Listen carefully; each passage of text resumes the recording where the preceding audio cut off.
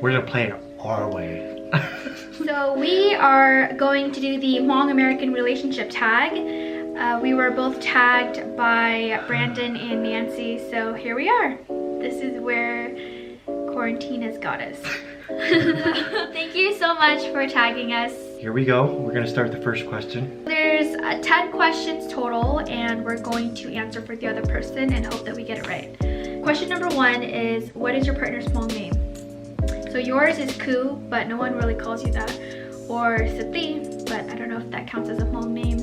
Because my mom... Oh, Ku. Yeah, Ku. I don't think a lot of people know this yet. I have a cousin from my mom's side. His name is Ku too, so they really liked him as a kid because he was very like and very productive. So oh, so they named you after They him. kind of named me after him. That's what I was told. And your last name is Mai Tao. No, oh, I'm sorry.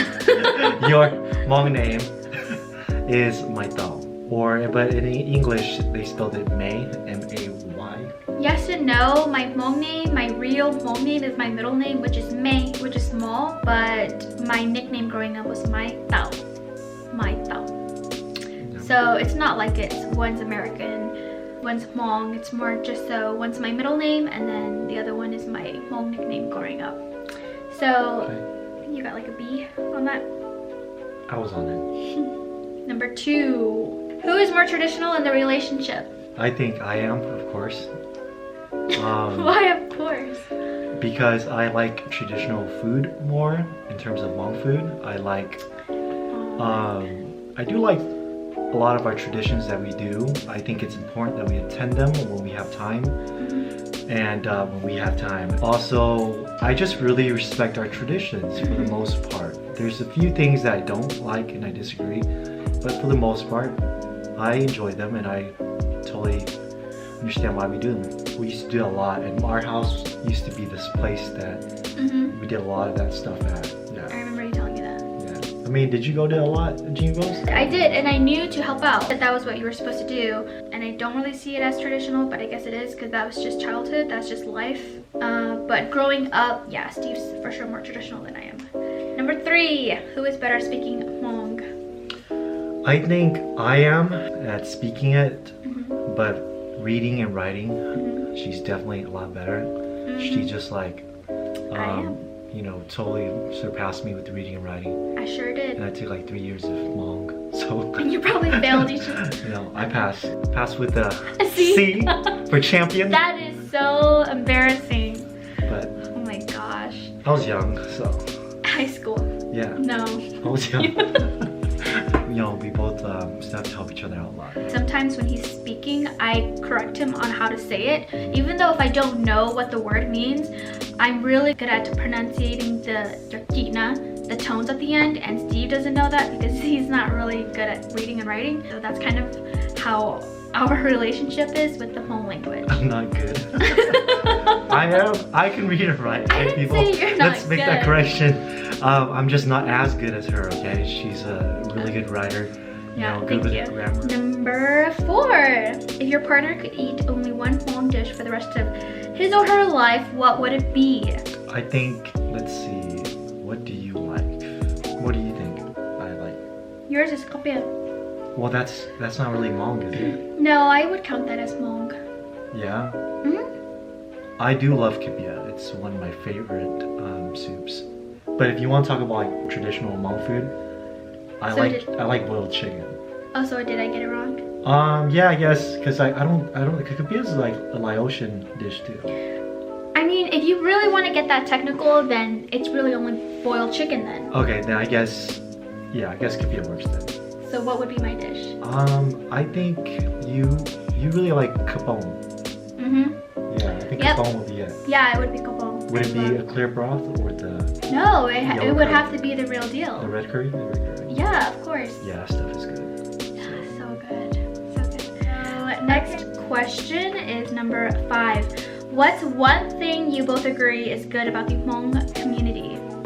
I think it's when we have to accomplish something like an event, a ceremony, or even like the New Year's, you know. I know people have a lot of dispute with that, but at the end of the day, I think, that's just one example, but I think the unity and the cohesion we have to complete and accomplish these events. It's pretty spectacular. Helping each other out hand in hand, you know, like just take example jingle bells, you know, people come early. Nobody's like really like forced to do that, you know, people just do it. They come and they help each other out and they cook and clean, and you know, the men are there to chop meat, so we all take part. Yeah, I would have to agree. I would say more during like funerals is when I see our community just come together and help out like no other. Right.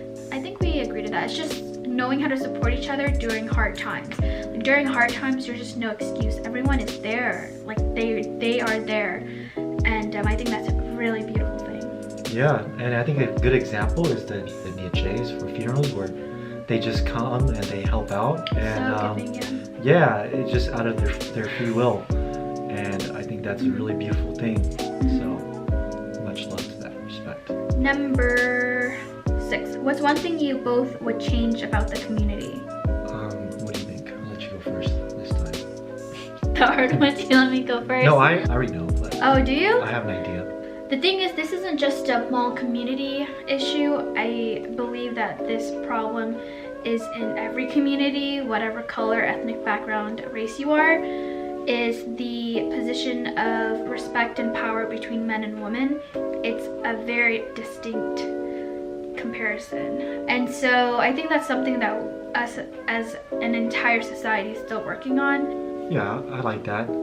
I was thinking of something else, just like Brandon and Nancy brought up about the support in the Hmong community. I can't help but think about that. I think that was the biggest problem, and I think we've always had that. I mean, yes, a lot of different groups, they have that issue too, but I just see it in firsthand in Hmong communities a lot. I think when people just rise to fame or they accomplish something, some people are just so quick to judge and, you know, make derogatory comments about it. I think we could be a lot nicer and a lot more more supportive. Supportive, yeah, exactly. But it's just people are kind of like jealous, you know. We should just be more, you know, open-hearted and happy for people, you know. So yeah. There's so much opportunities out there.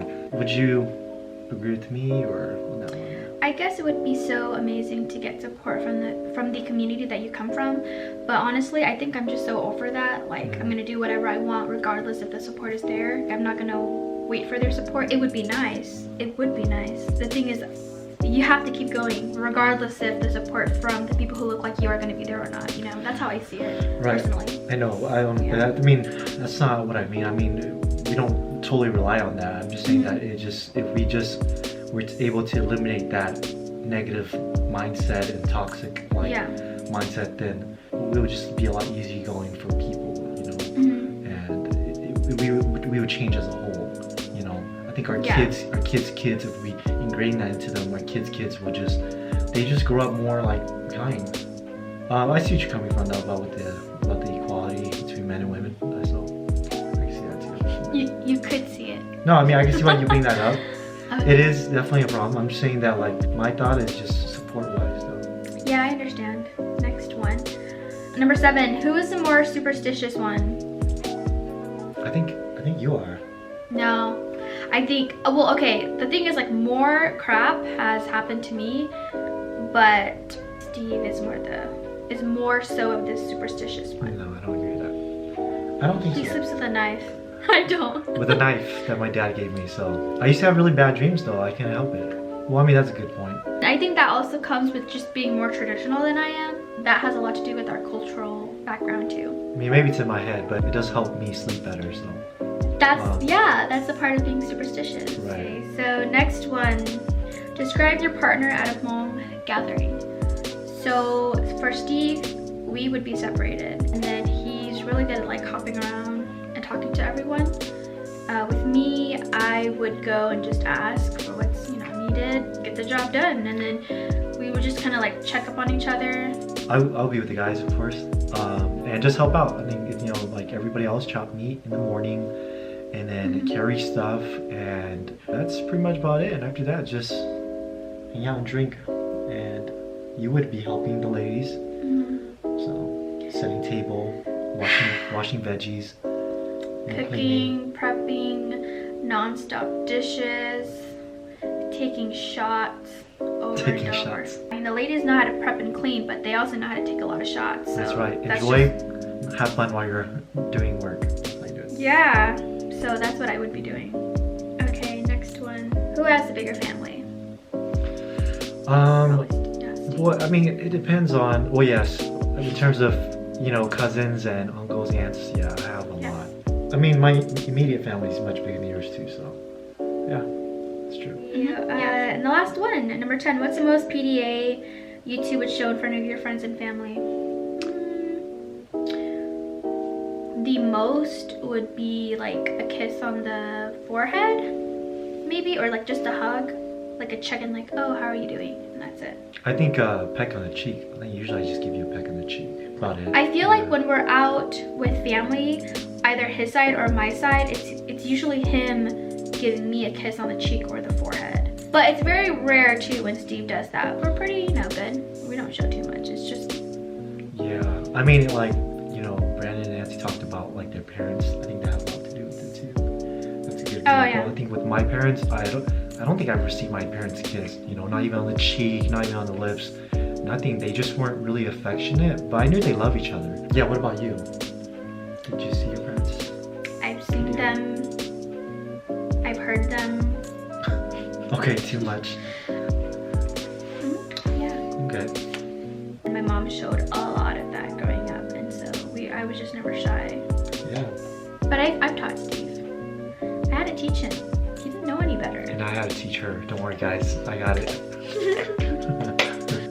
Okay, is that it? Yeah, that's it. Oh, we finished like just about the same time as they did. We're done with this tag, and who should we tag? Okay, so we're gonna choose Ia and Tom, Jamie and Jeff, and who's the last one? Koumo? Nene and Koumo. Nene and Koumo. Yep. So, So you've gotten this tag, so make sure you do it. Bye guys! okay, see ya.